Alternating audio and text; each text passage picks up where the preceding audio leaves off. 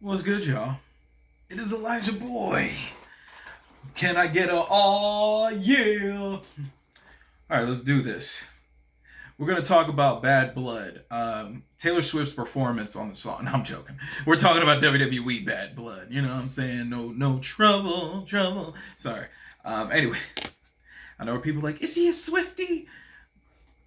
I mean, she got some good songs. I ain't gonna sit here and flex like I ain't jammed to a couple. You know what I'm saying? Okay, so I don't know what that was. So Bad Blood kicks off with a surprising kickoff: CM Punk versus Drew McIntyre. That's all I got today. I'm sorry. You get what I mean. You get the point. In a hell, in a cell, with Adam Pearce and here we go. So, well, Adam Pearce is not in the match, but anyways. So I want to make a couple notes here. I put they were basically they were brawling back and forth. Fans chanted. It sounded like they chanted "Fix the screen." I don't know if like their screen was out or something like that, but it sounded like they were saying "Fix the screen, fix the screen, yay!" I could be wrong. Let me know if I'm wrong. Anyways, it was blood. Now that was a shock. No Crips. It was just blood. No, I'm joking. Blood was just pouring from Punk, and I'm like, that makes sense because if you're gonna do a steel cage or a Hell in a Cell, why not have blood? Like, that's the only time where it's like acceptable. Well, that and like first blood matches or whatnot. They pulled out a toolbox. This is where I started to get nervous because what I'm saying.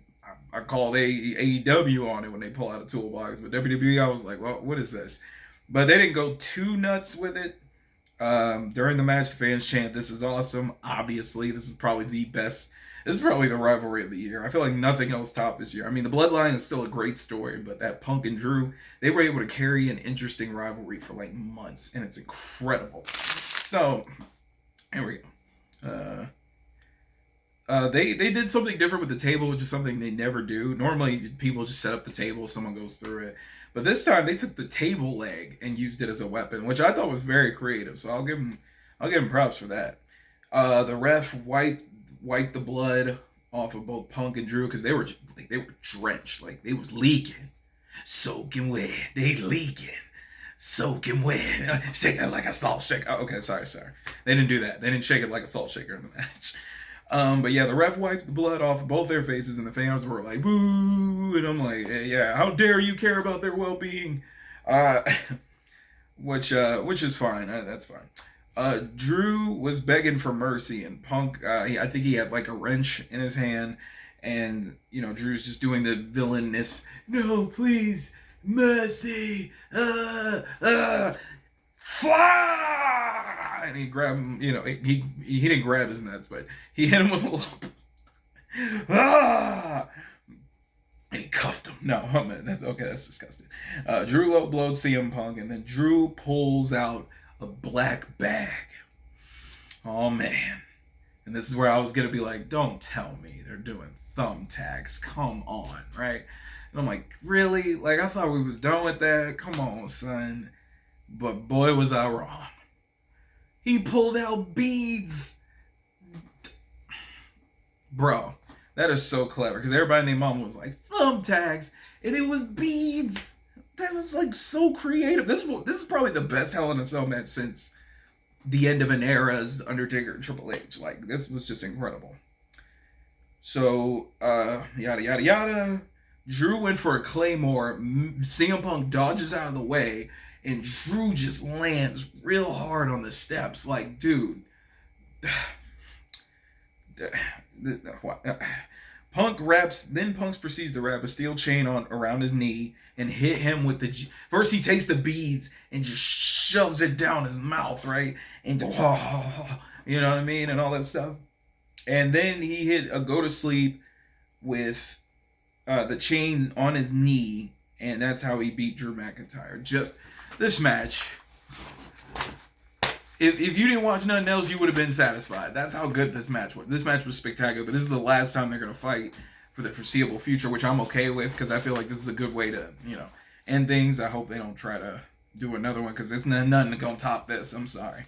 I put best match on the show, and the rest of the show hasn't even happened yet. Like, that's how much I liked it. Let's keep going. Bailey and Nia Jax with the Women's World Championship on the line. Boy, I would hate to be either one of them in this moment because you had to follow that. And shout out to the people who clean up the ring because, man, that ring had blood and beads and just everything. Skin. No, not skin, but you get what I'm saying. So Bailey and Nia Jax, not really much to say. It was a pretty normal match. Tiffany almost cashed in. She didn't cash in. Nia sat up like the Undertaker and just went, ugh. And their fans were like, oh. You know, the two women, they did a fantastic job. Nia ended up getting the win. But what a pretty okay match. Finn Balor versus Damian Priest. I didn't really write too much for this match because this felt like kind of like a Raw main event type match, which was fine. They did things back and forth. And of course, the Judgment Day got involved. But Priest, come on, he knows the playbook of the Judgment Day. He was able to secure the win. Next, Triple H came out. The fans are loving it, you know what I mean? And it's always good to see Triple H and seeing the appreciation he gets because he's put pen to paper, you know what I'm saying? He basically went on and on about an announcement at Crown Jewel. I guess it's going to be a battle between the top world singles champions in WWE. It would be Cody Rhodes, I believe, or if they're still champion by the time they get there, of course. Crown Jewel. He unveils the Crown Jewel title, and it looked beautiful. Like, I thought of the $1 Million Man for some reason, but it looks incredible. So Cody and Gunther, and again, Liv Morgan versus Nia Jax, if they are still the champions by Crown Jewel.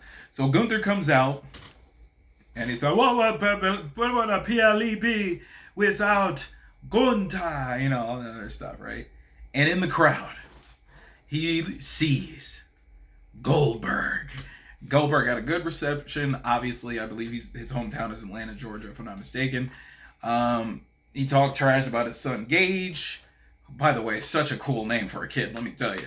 Gage. Like, I hope he becomes a wrestler. That name alone would get you with the crowd. But Goldberg stood up, took off the jacket. Y'all can look at my reaction. You know what I'm saying? I'm not going to go into detail about it. You can see how I felt. I was hoping for a spear or something, and I'm like, ooh, Crown Jewel's coming up. Is Goldberg going to, you know what I mean? Oh, wait, nah, not if Cody and Gunther are going to fight. But honestly, I do hope Goldberg gets one more match. I would love to just have that moment one more time. And he wants it. Fans want it. I mean, why not? What could it hurt, right? But Triple H was asked about that at the press conference, and he said, we'll see. Never say never. So I hope that means maybe somewhere, you know what I mean? WrestleMania ain't a bad idea if you have to, or Survivor Series, who knows? But Sammy attacked Gunther before anything could happen because security came out to stop Goldberg, all that other stuff. So next, Rhea Ripley versus Liv Morgan with the WWE Women's Championship on the line. Basically, it was Dom in a shark cage. They put the fact they actually have toilet paper with Dom's face on it, that's just like weird to me. I don't know. I couldn't use it, but it's funny. I'll give him that. Corey said, during the match, Corey made a funny comment to Rhea Ripley. Like, I'm sure she'll find a muscular Australian guy to get with. Referencing Bertie Murphy, her real life husband. I like Corey been having some singers this night, you know what I'm saying? It feels like the commentators have a new, fresh look. The ref had one of the ref cams and stuff in his ear, which I think is pretty cool. They don't use it too often, but he was kind of a crooked ref. Rhea looked at the ref and said, I'll be right back. And the ref was like, he deserves it. And I'm like, what? I'm like, he's probably going to get a fine for that. In kayfabe, of course. But anyways, Dom opened the door. Now, I don't know why he would do that up there. I would rather stay in the confines of the cage. Bro, when Dom fell, my heart sank for a second. Because, dude, I'm like, oh no. You know what I mean? I actually legit was scared. Like, it took, like, I was really scared. Like, y'all have no idea. I was like, oh, like, I was so scared. Like, oh, and he was just dangling. And I felt like, yo, that frightened me, bro. I was so, like, I thought we were going to see a tragedy. I'm like, that would have sucked if it led somewhere else. But thank God he had the rope around his leg. He hung upside down, and Rhea was basically hitting him with, like, a kendo stick or something. And then out of nowhere, some chick shows up, beats on Rhea Ripley, and caused the ref to hit for disqualification. So Rhea wins by disqualification, but not the title. Raquel Rodriguez showed up, and they brought up how her and Liv were friends and all this other stuff, and she saved her. I'm like, yo, Raquel, mira, por qué? What are you doing? Like, what? Por qué? So we'll see where that goes. And now we get to the main event. Oh yeah. Now we're talking. Now it's getting dirty. I like that. Oh yeah, before we get into that, actually, there was a segment. They had a lot of famous people in the crowd. I can't even name all the guests. I didn't have time to write everything down. We saw Mickey James looking amazing as ever. Scott Steiner, Big Papa, he got freaks 9 days out of the week. You ain't Big Papa Pump, Big Papa. But yeah, they had so many people. Metro Boomin. I think I saw Quavo. And I think I saw Lil Yachty. They had like so many people, bro. But let's get to the main event, though. The Bloodline. Solo Sikoa and Jacob Fatu versus the American Nightmare, Cody Rhodes, and the OTC Roman Reigns. My God, this match there was so much star power in that ring. It was unbelievable. Let's see what I wrote here. The band gave Cody one of the coldest entrances I've ever seen in my life. They just had they did the whoa, the crowd sang. They figured it out pretty wild right away. Cody comes out, huge reception. He's from Atlanta, Georgia, so they represent it. Roman came out. He had a choir.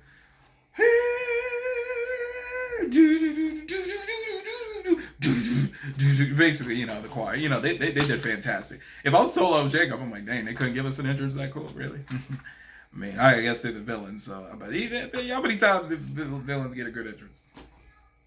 Just Roman coming out, he's the GOAT, man. Oh my gosh, bro. Tobey Maguire got bit by a spider, but see him, it was a GOAT. Anyway, moving on. So during the match, the match goes on. The crowd's lit.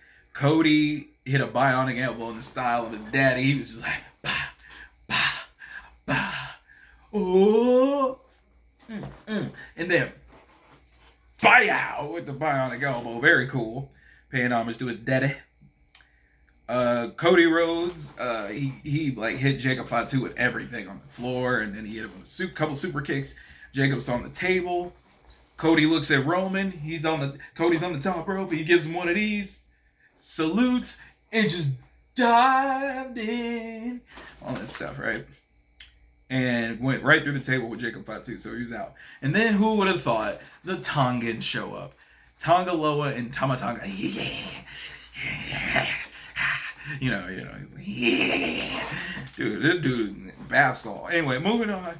So once they, tag Roman with the ref out of the way, basically, a man in a hoodie showed up with a mask, right? Peered right behind him, like posed in the cut like this, right? He was just, you know what I'm saying? And I said, I wonder who that could be, right? And then they turn around. It's Jimmy Uso standing in the cut with the shirt saying, "They not the ones," or something like that, whatever the shirt said. But he showed up, crowd loses their minds. They're like, ah, right? So after that, essentially, Roman and Cody gets the victory. After Roman sees Jimmy basically, I think he threw up the one, if I'm not mistaken. I didn't write all of it, but I was so enthralled in the match, I was trying to keep my notes, but I couldn't do it because I was really entertained by it. So Jimmy sees Roman sees Jimmy, and he gave him a hug. It was so beautiful, man. It was so beautiful. But when that happened, Cody and Roman did get the win. And the crowd was just wow. It was amazing. So the Bloodline, or Jimmy and Roman leave the ring. They're heading up the ramp. So the Bloodline comes back and just starts mangling Cody. They just start going. They straight, you know what I'm saying? Like, they had him, bro. And Roman was getting ready to leave. Jimmy was like, yo, we got to help him. Roman was like, It was just that one time. It was just that one time. And Jimmy like, come on, Oos, like, what's up, dog? Like, come on, let's do this, man. You know what I'm saying, let me recognize, bro. Right? And Roman looks at him and said, all right, bump it. Which I didn't see coming at all either. I thought he was going to leave him for real, for real. But Roman and Jimmy rush back in, and they save Cody. Cody gives him a look and all this other stuff. And then, just when they were about to leave the ring, if you smell the rock, the final boss is back.